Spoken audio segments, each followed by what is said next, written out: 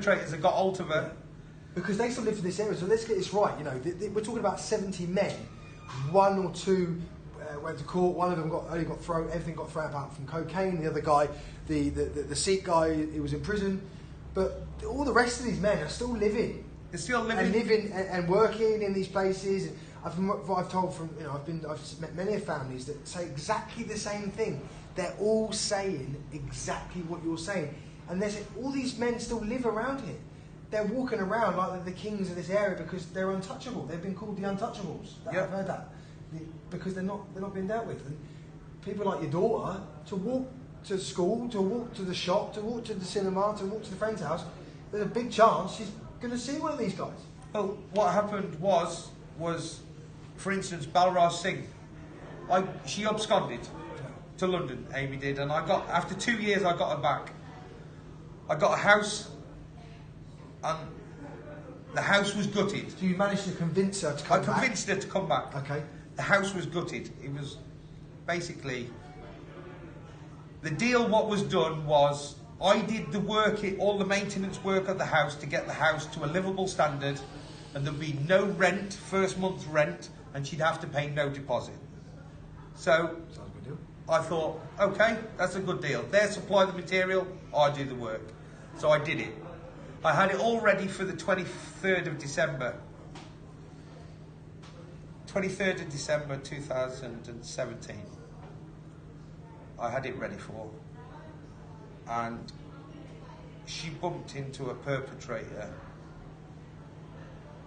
I got her here a week before that. And it was the 22nd of December 2017. She bumped into the perpetrator in the shop.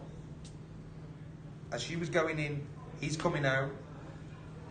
Did he say anything to her? Him and his brother, well, she'd already been threatened by the brother.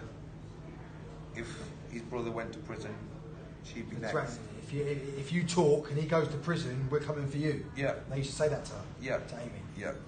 So that had already happened. He'd been to prison. And she bumped into him, Balraj Singh, and his brother Brahinder in the doorway. Well, she just come back, collected her stuff, got her kid, left. So again, if the police would have dealt with this from the beginning, well, that situation might not have happened because it wouldn't have. No, but the parole board, they had a duty of care to do there. A parole board, 6 weeks prior to that perpetrator being released, she is to be notified, but he's going to be released. And which area he's getting released into. Was she notified? She was not notified. The police didn't even notify her. The only time the police come out was to give her a letter, to get her to sign over the fetus for destruction. That's all they were interested in. That's all they were interested in. Other than that, they weren't interested.